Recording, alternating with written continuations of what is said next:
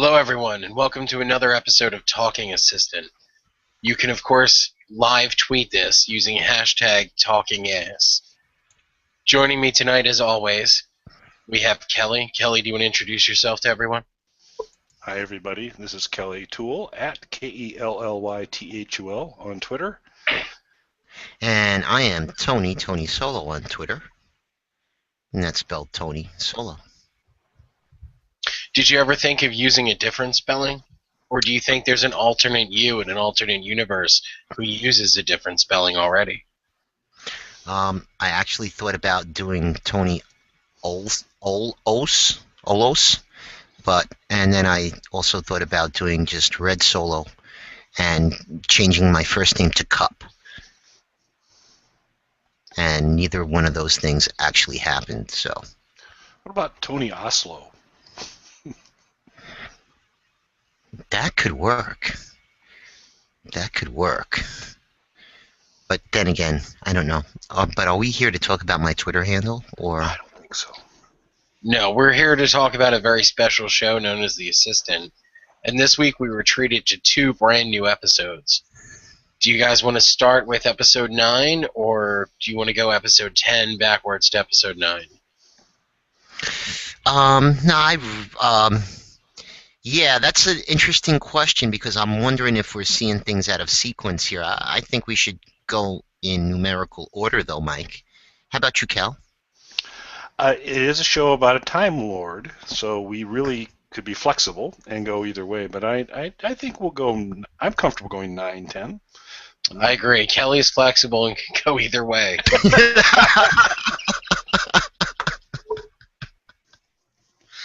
But on fun. Okay. So, episode number 9 was Clear, and I believe, and this is a question I have, I'm wondering whether or not some of these shows are linear or not, or if there's gaps, or if we're jumping around a little bit. In episode 8, where Dylan is being, I want to call that episode The Assailant, but when he's being attacked, at the end, something happens, and then the next episode wakes up in the graveyard, and he seems calm and laid back, and then he finds a tombstone apparently with his son's name on it, but this person was born and died in the 1800s. In Clear, episode number 9, Dylan is very frantic, and he's actually running home, and he runs past that house that is bothersome, and he's checking his house for the attacker. And I'm just wondering a little bit how we got from the calm in episode 8 to frantically running home. I'm trying to wrap my mind around that, unless we are at a sequence. Well, I thought, towards the end of episode 8, which was Graveyard, right? Yes. He indicated, so he pieced together, he had a previous child, and he gave his affection to that child, kind of let him know that he liked it. He liked the child. But then he said, well, I need to get home to make sure they're okay. So he was calm throughout it, and really even ended calm. But then I think what my guess is what happened is that this is in sequence, and it was he started to realize the potential consequences of his home, his family running into whatever assailed him in battle. And so I think he got more and more concerned, and we joined him at the point where that had reached fever pitch, and he was he was running that last little bit of section to get home. That was my cut. Mike, your thoughts? I pretty much agree with you on this one, Kelly. I think that he was in a moment of solemn thought that is bringing him closer to the self-identification that he's seeking in this show while he was in the graveyard. Decided to go home and rejoin his family, but along the way, ruminating upon death and all that it could mean to his family, who are not Time Lords, presumably, or maybe they are. I think that he just became overwhelmed with emotion and the dread that maybe something could happen to them. Maybe this was a sign that they're in danger. So at this point, I did not pick up on the fact that he did say he had to go back. Maybe I missed it, and I don't think we spoke about it last show. So that makes a little bit more sense. So yeah, there is a little bit of a gap, and it's not like in the past that one episode ended and the next one picked up exactly from that point. So yeah, I would have to agree with you guys in that respect. Well, it's like Kelly always says, all you need is a little gap and it'll change someone's day. I don't believe I say that. But anyway. Yeah, so it was, in this episode, so a lot of it is his transit to there, and then the process of room by room determining if it's clear. And we get basically, and I think we have seen most of Dylan's home in this, and we got a pretty good, it was all canvassed pretty much in the process, and it ends with, for clear, towards the end, a notepad that was on the table with the word clear on it. Now, what I noticed is that clear was all capital letters except for the L. And I didn't know if there was maybe something there that I didn't exactly piece out why, but I think that there could be something. And you guys are much better sometimes at picking these things out than me. Did you notice that? And do you have any idea what that might be about? I didn't notice it, but my take on it was I was wondering if this was Dylan's way of doing a call to The Walking Dead, and which happens to be my favorite episode of that series, the Clear episode, when it's just Rick, Carl, and I can't remember the character's name. It'll come. It will come. But that's the one of the few episodes when Kelly picks up on something that other people miss. Everybody picked up on the knapsack that they saw the hiker that was running along the road. Okay. Actually, Michonne was in that episode too. I'm sorry, because that's Matt Said Welcome. Was one of the best quotes in the show in any series ever. But they pick up that orange knapsack from that hiker on the way out, and they saw the hiker on the way in. And then in the prison at a certain point, that orange knapsack gets picked up, and Kelly was like, yeah, that was the knapsack from the Clear episode. So I was wondering if the name of the episode being Clear was just a reference to The Walking Dead. Mike? Well, personally, I'm going to bring it back around to my original transcendental meditation theory, and I believe that Clear may be his mantra.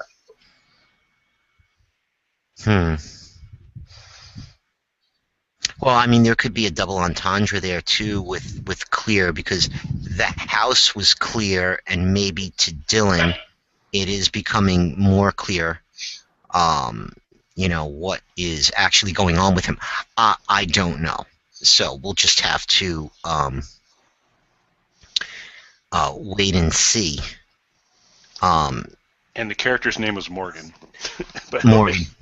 Morgan. So yeah, Crazy Morgan, and let's go even deeper. The whole clear comes from, and here goes the tie-in. Morgan's son was dead, and he had to clear his son. So in the previous episode, Dylan discovers his son, but realizes that his son was dead. So I don't know if he was trying to make that connection, because it ended up being Morgan's wife who actually got to the son, and he felt it was his fault because he could not shoot his own wife.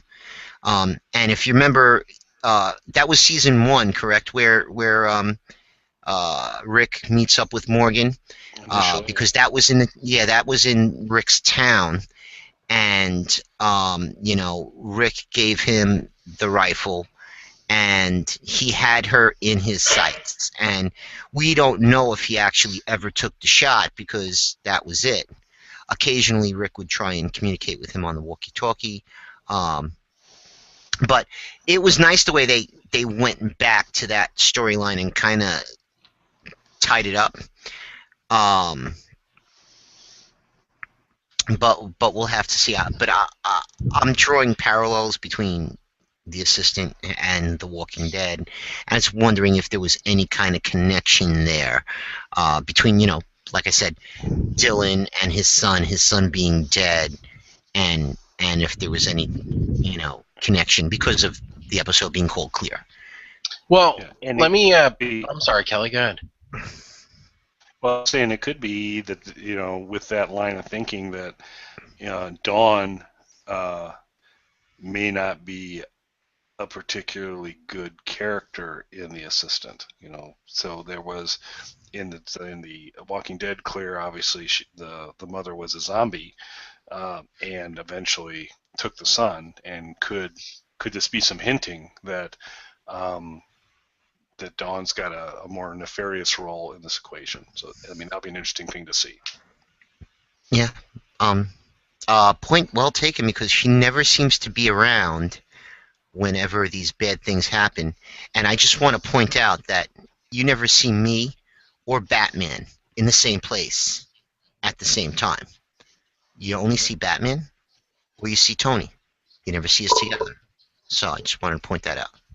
These are all solid points. Now, what if when he was struggling, the struggle actually represented Dylan struggling with himself because he knew that Dawn was evil and he knew he had to clear that house? Well, getting back to when we were talking about Battle, I did, I suggested that there was a possibility that Battle was just an outward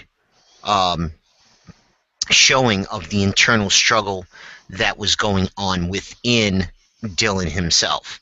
That there was, he was having a hard time coming to grips with what was going on with him, and it may have caused some kind of mental lapse, which ended up with him in the graveyard. Waking up in the graveyard. He may have just walked there himself with this whole battle going on within himself, within his own head. Or maybe he's already cleared the house and doesn't remember it. Oh, I've seen some.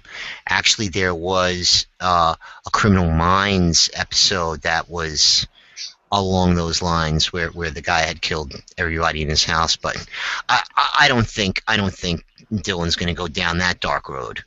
But wow, that is deep, dude. That is really deep. Because we don't know if he recognized the handwriting on the page or not. That could be Dylan's handwriting. And maybe the small inconsistency in it that Kelly pointed out is what tips Dylan off.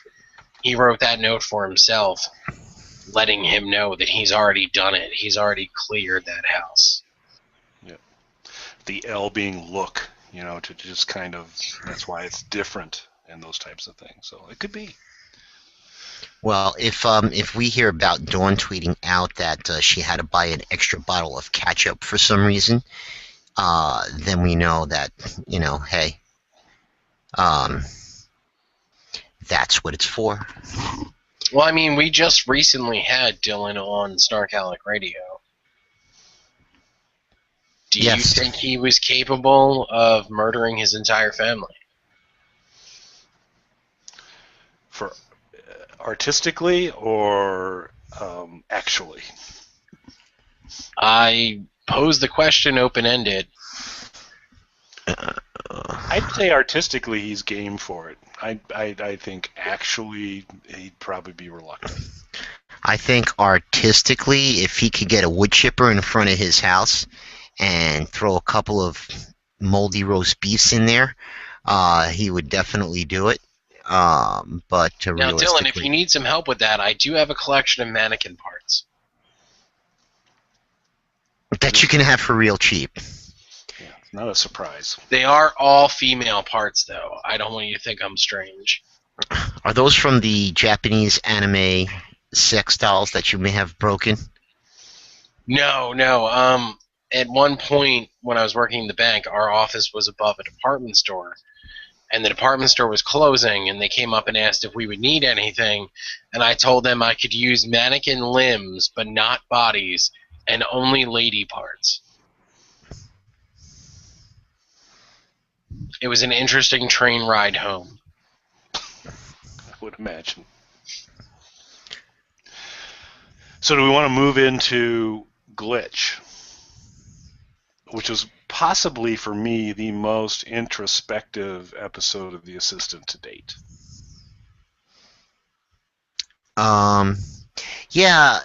Interesting parallel here between the last two episodes and the two newest ones, where you had battle, intense action, calmer, more subdued Dylan in Graveyard. Same thing happens here. We've got clear Dylan running, checking his house frantically. A little bit later the same day, the house is clear. The wife and kids are back in the house, and Dylan is very subdued. So, was that a purposeful parallel? Well, I mean, the road we're going down here is if he has cleared his house, and he's reflecting on that, because he mentions several times in this episode how tired he is.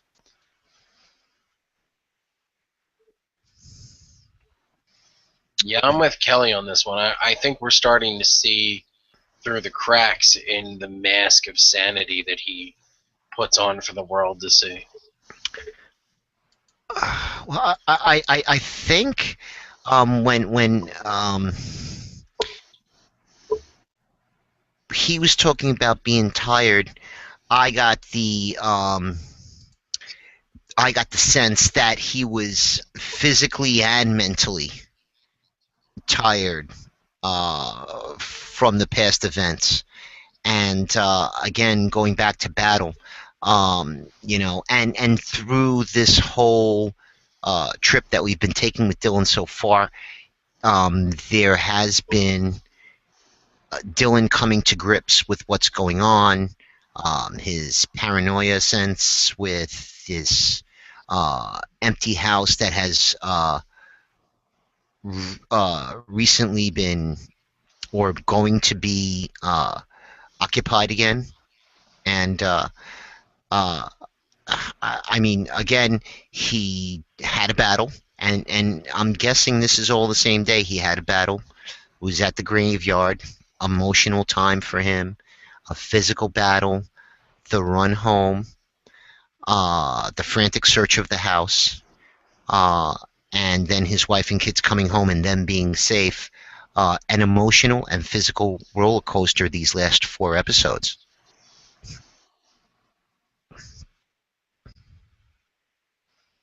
Or maybe it's the effects of him coming down from psychotropic compounds found in mushrooms. Hashtag tripping balls theory. That's back to that. So this is starting to come in more regularly as a more viable option. So I'll give you that. And so also, and I think it was episode 3. I'm not sure. I'd have to go back and rewatch. But we've had a reoccurrence now of the paranoia sense. Mm-hmm. Which, his paranoia sense is activated again in Glitch, and it's it's a little unclear why, but it's definitely been reactivated, and that is not Doctor Who canon in terms of Time Lords. Amongst their skill sets, paranoia sense I think this is an extension that Dylan. So he's a different kind of Time Lord in terms of what his capabilities are. But it was nice to see that callback to paranoia sense in Glitch. Interesting, and again, when you use the word paranoia, you're talking about a mental state that can be perceived when you have paranoia, and there could be reasons to have paranoia, and there could be some kind of mental disconnect that causes you to be paranoid when there is no reason to be. And I just want to point out that the word paranoia and paranormal are not that far from each other. Should be another new angle for the show. It could be. One of the things that I'd like to see a callback on, and something that we haven't seen since the second episode, is Dylan trying to find his TARDIS. It was very important to him in episode 2. It was episode 2, I believe, where he was, just awakening to his dual life, let's say, or remembering his past lives as an assistant, as some Time Lord. Just wondering when he's actually going to find his TARDIS, or will he never find his TARDIS? I wonder if he's going to have something like a special set built for his TARDIS. Well, and we had the insider angle in that the arc for this ends in July, I believe, July of next year. And so I just, I've been trying to figure out what might be happening in that area around July where Dylan films that might be a tie-in to that. I'm wondering whether he doesn't find his TARDIS till the actual, that's part of the wrapping up of The Assistant. Well, that's when he's wrapping up season 1 of The Assistant. That's true. I'd really love to see what the inside of his TARDIS looks like, but I'm wondering if we're going to get one of those, he just walks into something and then, fade to black and scene. If we're going to get one of those, or I don't know, there's so many different directions this can go into. Really, that's what's exciting about the show. Yes, it's got so many different potential ways of going. But one of the things that we did recently learn was that there's only going to be one episode probably dropping on Monday, and then we may have a 2-week hiatus until the next couple of episodes drop. So I'm just wondering. It is going to be a dry spell, but remember, when it comes to past episodes, YouTube is always holding. Yeah, and I may have to go back and rewatch Graveyard just to catch that piece at the end. But again, clear. Now that I've got it in that perspective, not that it was a bad episode, I just couldn't understand how it fit. But you know, and then as we were talking about it, I was like, wow, there's big parallels between those, and I'd really one of these days like to ask Dylan if he was making a callback to The Walking Dead. One of these days we should see if we can get Dylan on this show. That would just ruin things, I think. Yeah, Because you know what? You're right. Because then we can't speculate, because he would answer all of our questions, and then or he would have to refrain from giving away major spoiler plot Which points. in and of itself is sort of a spoiler. It lets Right. people know that we were on to something with that theory. Right. Hashtag tripping balls theory. Yes, maybe we could get Jinx, though. That could be... Yeah, but you see, the only way to get Jinx on is to have Dylan on, because Jinx talks to Dylan. Why don't we try and get the neighbors in the recently sold house? If we could get Citizen Z to talk to the neighbors through the speaker that's built into their microwave, that would be awesome. That would be It makes sense, too, continuity-wise. continuity-wise, but it would be great if Dylan was outside filming when Citizen Z was getting our hookup with them and watching them get the shit scared out of them, and then turning around and seeing some creepy guy with a phone standing outside their kitchen window. That would be awesome. And I say creeping guy because if you're standing outside somebody's window with a cell phone held up as a camera, that's pretty creepy. Giving a monologue. So, hey, fun trivia fact for you guys. Ooh, the assistant trivia already? Yeah, assistant trivia. It's not too soon? No, this is good. So, of all the episodes, they have had one-word titles. All the episodes except 2 have had one-word titles. What were the 2 episodes that do not have one-word titles? Okay, I'm going to say the first one was called The Assistant, wasn't it? The Assistant, episode 1. Right. So that's 2 words there. Okay, and let's see. I don't have them all written down, and I don't want to cheat by going on YouTube and looking.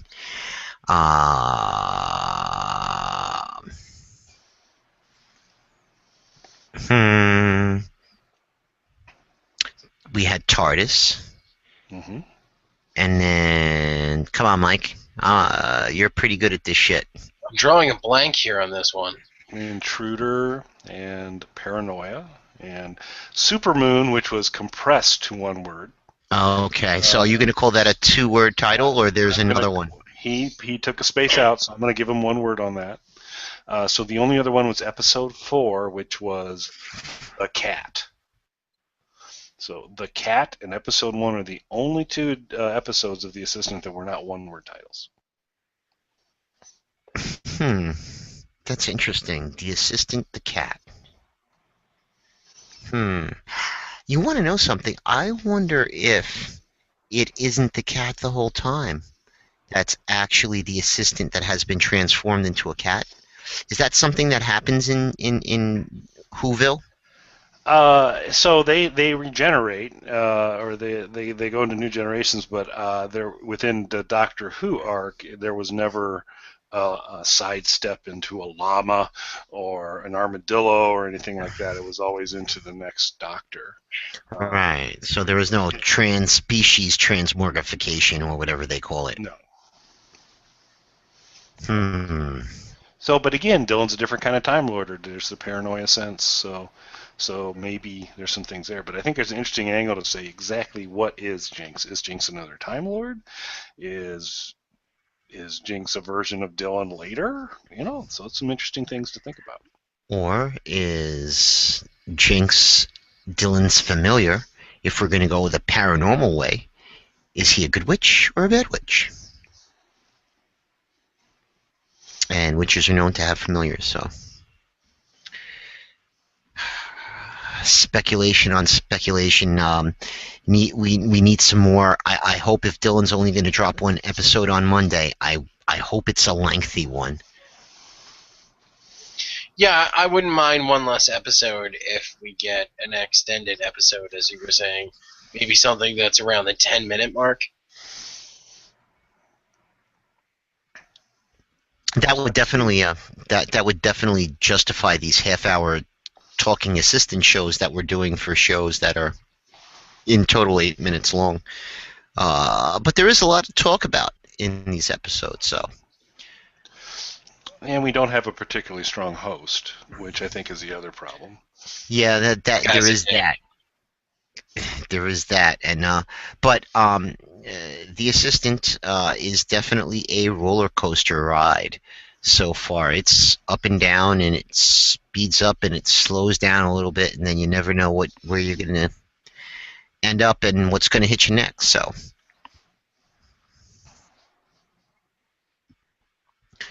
So with that, are we done tonight, guys? Kelly, did you have anything else that you wanted to add? Nope.